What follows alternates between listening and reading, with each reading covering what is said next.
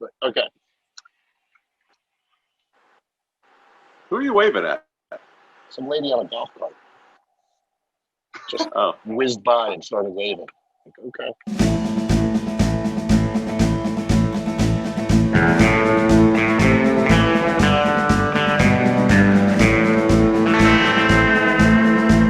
Ladies and gentlemen, welcome to the BallNine Roundhouse. I am Chris Vitali here on location somewhere in the middle of the Mojave Desert. And as long as I don't get bit by a rattlesnake, we're going to finish this thing that we're starting right now. I want to introduce, going around, we have Kevin Kernan, America's most beloved sports writer, ladies and gentlemen. What's up, Kevin? Once again, we have Josh Hejka, submarine pitcher, New York Mets organization, Brooklyn Cyclones, 1.33 ERA. I think I got it right this time. That doesn't include the postseason, for the record. Ah, damn it. I knew it. Scoreless inning in the postseason. Just all saying. right, okay, so it came down. Okay, so a 0 in the postseason. Dan Tiant's back with us, ladies and gentlemen. What's going on there? Going on? How are you? I'm all right. It's a little warm. And our ombudsman, Rocco Constantino. How's it going? How's everybody doing? Good. Okay. I think today's a good day to talk about what's going on in the minor leagues, back Major League Baseball in the next 4 or 5 years. Kevin, I'll start with you. Well, of course, any decision they make has been wrong, and this is another wrong one. I mean, I don't get it. I know they're talking about one umbrella for the whole sport.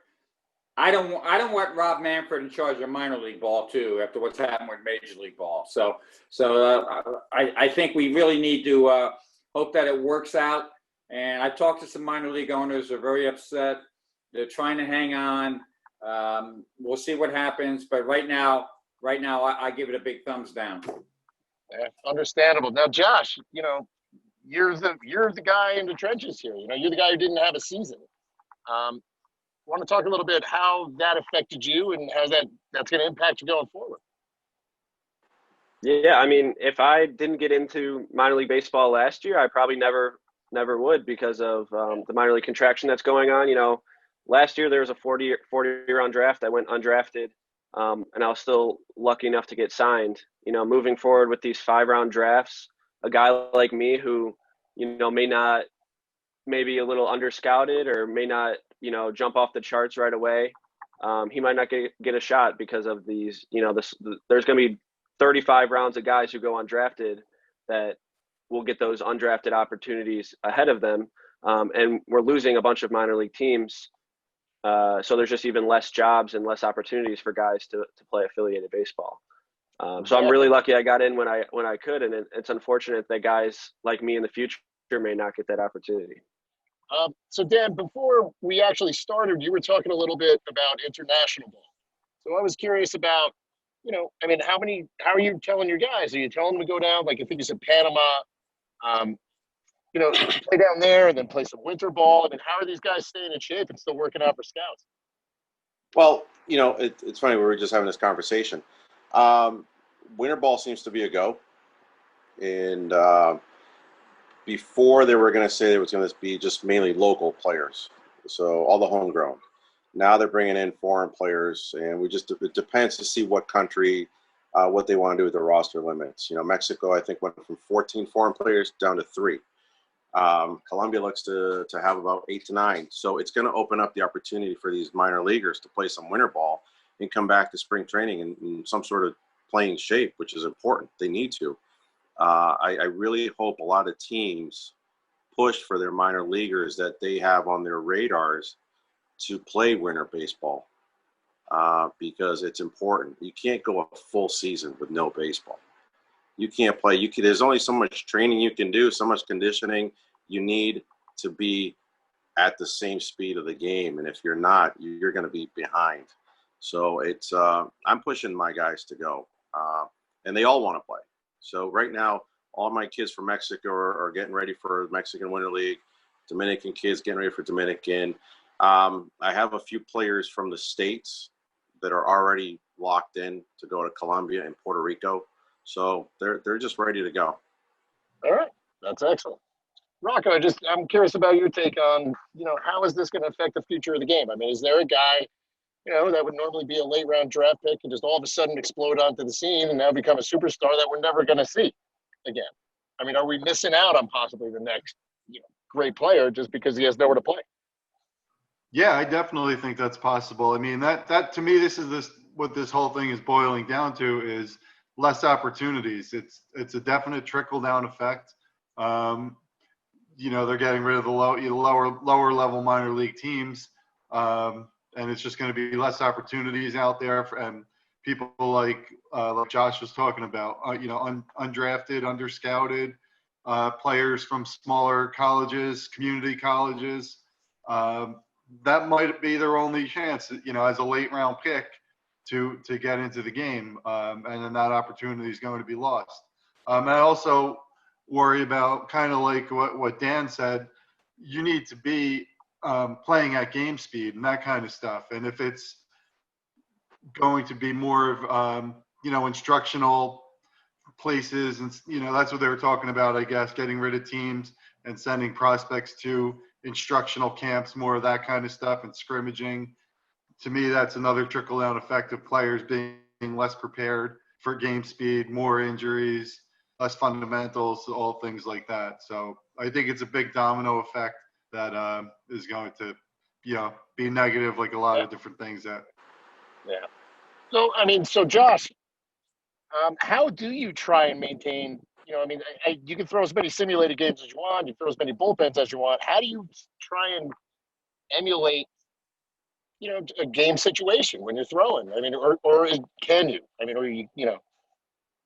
It is important to get those live looks. And I'm lucky enough that I have a couple other pro guys in my area from different organizations that I'm able to train with and do live at bat sessions with, once a week, couple times a week if I can, where I'm still getting live at bats against, professional guys. So I'm not completely losing that side of things. Yeah. More than anything, I think the important thing is to keep some level of competition, even if you don't have those opportunities to face guys and live at bats. And that competition can look a lot of different ways. It doesn't necessarily mean, I'm on a mound and I'm facing this batter. I can compete against myself every day in the weight room. I can compete against myself every day just throwing a normal bullpen. Last bullpen I threw, for example, if I threw, 20 out of 30 strikes, this time I'm going to compete against myself and beat that. Finding ways to get better, even if I'm not able to have those opportunities in game, is because they're lacking right now, obviously. So I think more than anything, that's something I've had to work on, and I think I've improved a lot on is, competing against myself, finding new ways to keep that competition, keep that high level of intensity, and not letting up. That makes sense. Kevin, I wanted to ask you, you're in touch with quite a few scouts. What are they doing? What do they think? Where are they looking now to find the next great ball player? What the hell are they doing? Well, most of them are pretty pissed off right now because even at the alternate sites, some of the alternate sites have fans in them. They've had their season ticket fans in into Philly, things like that, which is great for them. But they're not letting the scouts into the ballparks. So they're doing a lot of TV work, the video work, and they're waiting for the hammer to fall. I think is they're waiting to be the nail because everything I'm hearing when this season ends, teams are going to just slash their scouting departments, and it could be really ugly. You're kind of doing the Walter White thing today out in the desert, with your Breaking Bad look, and people can be cruel, and the baseball can be cruel, and I speak to scouts all the time, and they're just they're scared they're going to lose their profession, and I think it's a bigger picture though. It's like it's the romance of the game that we're losing in a lot of different ways. And it's not just about analytics or anything like that, but it's what makes the game special, and scouts make the game special. How about the 41 million fans, I think it was in 2019, that went to minor league games? Now, if you slash that, what's that going to be like? So I know Dan mentioned it last week, and I totally agree. I think this is going to create an opening. If baseball better be careful, because this is going to create an opening where other people may come in and create another kind of league. That would not shock me too, which would be fascinating. Play some real baseball and have some fun. I think the opportunity is there. So that's where we're at. And one quick point on Josh, and I just finished the story with him, and he's one of those players where, he used everything he could to get it. And really many guys are actually doing that. And I think we're seeing it daily with the way the fundamentals are in the game and things like that. I think guys are slipping a little bit. Basically, this is 100 at-bats, whatever season. And baseball's got to be real careful that they don't turn everyone off by next year. And they're in danger of doing that right now, so we'll see where it goes. Yeah, no, I agree with you 100%. And I mean, Dan, also, like Kevin and Josh alluded to, in talking about scouts, how are you getting your players to the scouts? I mean, are they coming to watch them train? Are you using video? How are you getting these guys involved? Well, I mean, a lot of it right now is video. I mean, they Yeah. can't go anywhere. Yeah. So it's video. It's really a trust factor, being like telling them about players that we have. In our case, with players that we advise on a amateur level. But again, everything right now is video and streaming. I know a coach right now that's streaming all his games for travel baseball so that they can look at it that way. And it blows my mind because there's fans at these games. There's fans, parents, there's fans. There's Yeah. You're telling me you can't have scouts go to these games? It's one of the dumbest things I've heard. And it's infuriating and it stinks because you're going to have a lot of scouts lose their jobs for no reason. And they think that this is one of the best moves that they can do is cut down on scouting. But scouting is one of the most important things you need to develop the foundation of your baseball organization. And I'm sorry, but watching a game on video, live streaming is not the same as being at a game and watching it live. It just isn't. You're going to miss a lot of things. So it's a disservice to the scouts to be able to watch games that way. I agree. Rocco, now, you're dealing with a bunch of college guys. Now, are there rumblings amongst these guys that like, well, shit, now, I mean, now there is nowhere to go. The draft is smaller. I mean, like teams are going away. I mean, like, what are these guys doing to try and counteract that? I mean, are they just training more or playing? What are you seeing? Yeah, on our level, it's it could actually even have a positive effect. We've had some conversations about the junior college level and kind of where we sit with that, and it may keep more students on that level for 2 years or even 3 years. If they took a redshirt year, it may make students a little bit less likely to jump up to a 4-year school. If they know they have less of a chance to get drafted and they're better off having time to develop, that could end up being a positive if they're in a place where they're getting good coaching, playing against good competition, and the scouts are there anyway. So at that college level, at the junior college or low college level, it could be beneficial, actually. You know what? I mean, I'm sure Kevin has, a question, like a follow-up for Josh on the story that you guys did today. Well, one of the great things with the story was, first of all, I think it dealt with every aspect. But Josh, he kind of got into it. But Josh wasn't drafted. He kind of, in junior year in high school, he became a submariner, and then he found a college to go to, Johns Hopkins, because they had, and he was very creative. He found a school that had a submariner pitcher that left, so he knew the coaching staff was already there. And so he did his own scouting, so to speak. And then not only that, then basically he doesn't get drafted, and he goes play in a pro league up in Michigan, and he comes, and they're the Woolly Mammoths. We never knew he was a Woolly Mammoth before. I did not know that either. That's the team he played for. Found him there. Sorry to interject. I think I actually didn't mention this when we were on the phone. Part of the story I kind of left out, which is that when I was a senior in college, leading up to that spring season, I ended up, and maybe this would have been good to bring up for the story, but say it now. I ended up making a website for myself with my video, a lot of statistics, stuff like that. I just bought the domain joshhejka.com. Put all my information in one place, all my video, all the information. And essentially what I did was I created a LinkedIn, and my dad was very helpful with this. And I sent connection requests to everybody I could find in a front office, every scout, every analytics person, every coach, anybody I could find that wasn't publicly listed as a employee of a Major League Baseball company. Major League Baseball organization. I sent a request, and hundreds of requests later, probably only a couple dozen actually ended up replying. But it was really convenient that I could send this URL to these people and say, here's all my information.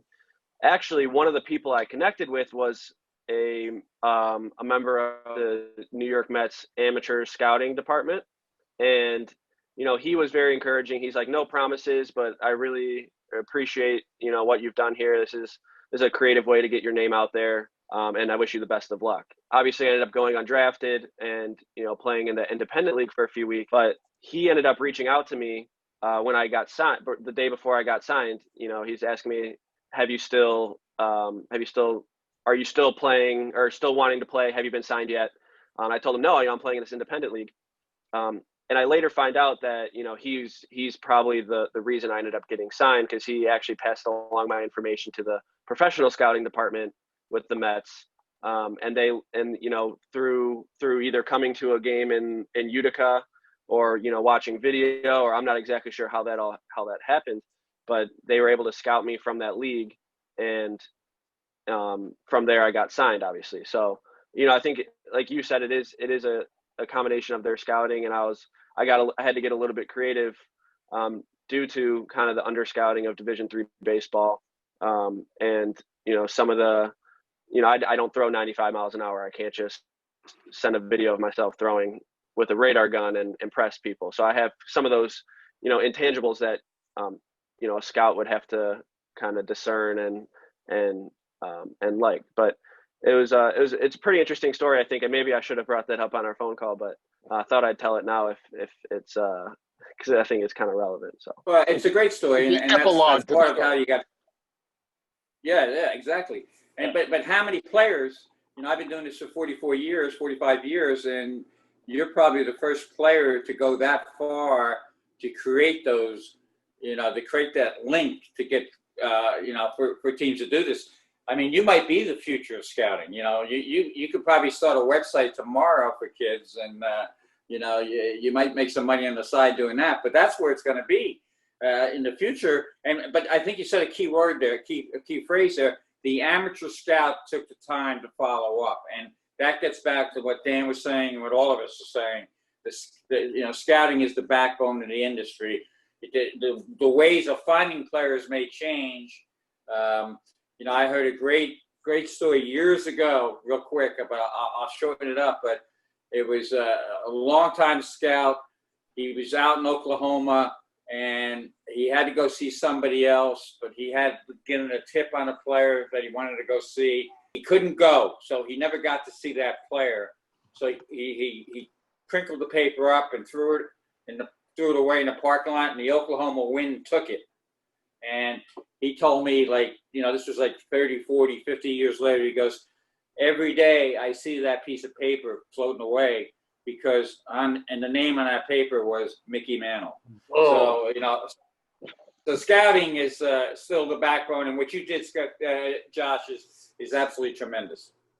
I think it goes back to a point we kind of made in a previous Roundhouse, which is, it's easier than ever now to get your name out there and obviously, like what Dan was saying, video is not perfect, all that kind of stuff is not perfect, but it's an easier step in the door for guys to get their names out there. And I'm not even talking about professionally, I'm just talking about high schoolers going to college, stuff like that.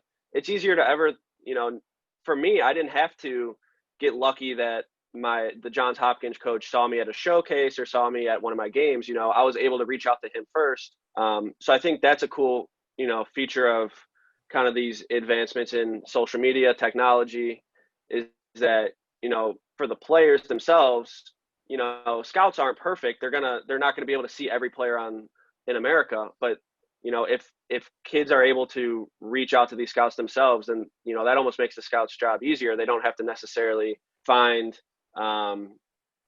they don't have to necessarily find a bunch of people or find new people to watch. They can, you know, these people who are reaching out to them, you know, they can also evaluate them.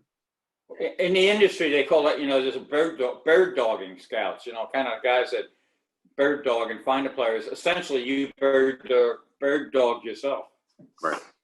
Well, I think we might go around and do the final thoughts real quick because I don't know how long I have until this all craps out again.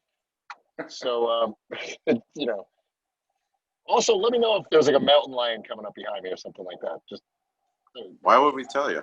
We want to make for some good TV here. it's good for ratings, bad for me. We get a lot of hits. Yeah. Oh man. So perfect. That's the last freaking thing I need. Something just scurried by me. I don't know what the hell it was. All right. Anyway, I might not make it back. If I don't make it back, you guys take fucking good care of BallNine, man. It's on you.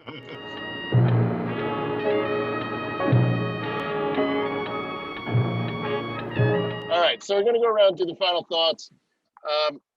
You know, again, if you know, is it? You know, my one thought is this. It's like, you know, everybody's getting screwed without minor league baseball. The future of MLB, the fans are getting screwed. The players are getting screwed. So everybody's getting screwed. Except, you know, aside from Manfred, who's still making money hand over fist, and, you know, he's going to wind up contracting 42 teams and, like, basically shitting on some small towns' economies and really, you know, taking away jobs and taking away just probably the only thing to do in some of these little towns. So that's my thought. Kevin, we'll go to you. Well, I think the great thing about baseball in America is that it will always be played in the small cities. It may not be affiliated. It may not have those major league connections, but they will find a way. And the game will grow, and it will still be a great game to see. And, you know, 2 weeks ago, I went to the Savannah Bananas game. I had a great time. And that's another story in itself we could address. I mean, I'm in the stands with, you know, 2,000 other people. It's a small ballpark. We can have people there, but we can't have people at major league games. I mean, I want to see common sense come back to baseball and common sense come back to America. That's my two requests. I'll leave it at that because I don't want to open up too big a can of worms that I won't be able to get out of. Fair enough. Dan, we'll go to you. Listen, Kevin's right. Common sense needs to come back. Real easy. It's real simple. It's got to come back. It's amazing that we can have minor league, we can have independent baseball, we can have these collegiate leagues with people in the stands, but we can't have pro sports have fans in the stands. Makes no sense to me. As far as minor league baseball goes, these owners need to fight back. They need to fight back. They need to step up and stand their ground because it doesn't look good. You can't have it all be under one umbrella. I mean, it's typical corporate America. Let's just take everything over. And that's what's happening. And the small companies need to really step up and fight back because we can't have minor league baseball all of a sudden now kind of be an afterthought. It is the foundation of Major League Baseball, and that needs to be very strong throughout all the United States. I agree with you. Rocco, we'll go to you. Yeah, I mean, I'm pretty convinced that's what's going to happen. It's a cold-hearted business decision that sucks, but it's going to happen. There's going to be less minor league teams, less opportunities. But I thought Kevin brought up a good point. And, you know, these small cities with these stadiums sitting there, they'll find a way to play. And there will be talented players playing in the independent leagues. Not that there aren't before, but maybe they get a trickle down. Players that normally would have been in single A might be in independent ball. And there'll be a good brand of baseball. And communities are looking for minor league, that level of baseball to go out and have fun and have family nights. So maybe more teams get creative like the Savannah Bananas. And wouldn't that be cool to see? I think that'd be great. And Josh, the final thought. Just real quick to Dan's point about the owners, I think, Rob Manfred is basically the representative of the owners. So if this is happening, this is because that's what the owners want, unfortunately. Yeah. Whether it's a cost saving measure or whether it's something else, that's what the owners want. And unfortunately, I don't anticipate them, fighting back against this. My last point, I think, there's a lot of talk in the media about, minor leaguers in general, not necessarily, obviously contraction sucks, but the quality of life of a minor leaguer, so to speak, in terms of salary, in terms of benefits. I'm really lucky. I have a family that allows me to, I've been home the last 6 months. Not everybody has that opportunity to go home for these last 6 months. I'm lucky where, I have opportunities to work in the off season, where a lot of guys don't have that opportunity. And, when I get those opportunities, I'm able to afford some of my training. I'm able to afford a place to live, stuff like that. So I think those things are important to keep in mind. I think it's also important to keep in mind that, I don't know the exact numbers for minor leaguers, but only 4% of major leaguers in 2012 had a 4-year college degree. Obviously, if you're a major leaguer, you don't need a college degree, but for a lot of these minor leaguers, 1,000 of them just got released a few months ago. And, and I think the exact number is like 18%. 18% of minor leaguers end up playing in Major League Baseball. So that's 82% of guys are not going to make it to the major leagues, and only 4% of those guys have 4-year college degrees. I think it'd be a good idea for, Major League Baseball to invest in some sort of off the field training for a lot of their minor leaguers, something that allows them to kind of bridge the gap between baseball and the rest of their lives. And that's something I'm pretty passionate about, and I'm working on some stuff to hopefully help with that. But it's, for a lot of these guys, baseball is all they know in their life, and after their careers are over, 82% of them aren't going to make it to the major leagues.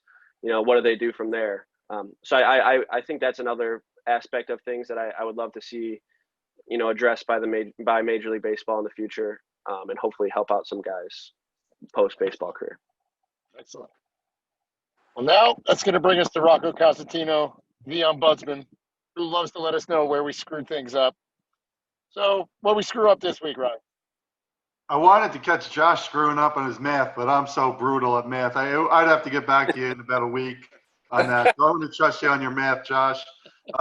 Kevin had it dead on there. Minor league baseball attendance in 2019, 41,504,077. So, you take away 30 teams, that's a lot of, more than that, that's a lot of fans, a lot of lost jobs, a lot of people that are going to be missing. West Side Woolly Mammoths of the United Shore Baseball League, good shout out by Kevin there. And last thing I'll leave with, it's appropriate, we have Josh on the taping today, a submariner. It was 37 years ago today, submarine reliever Dan Quisenberry set the Major League saves record.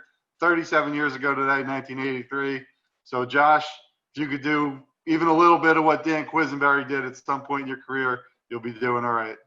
Pretty cool. I watch a lot of his video. Yeah, he's a legend. Good one to watch.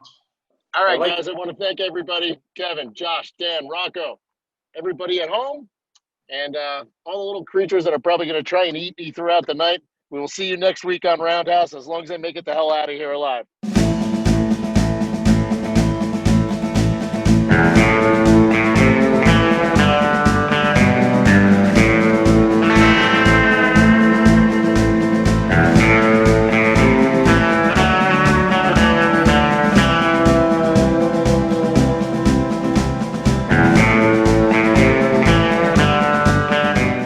Well, listen, I want to thank all of you guys. I want to thank Kevin, Josh, Dan.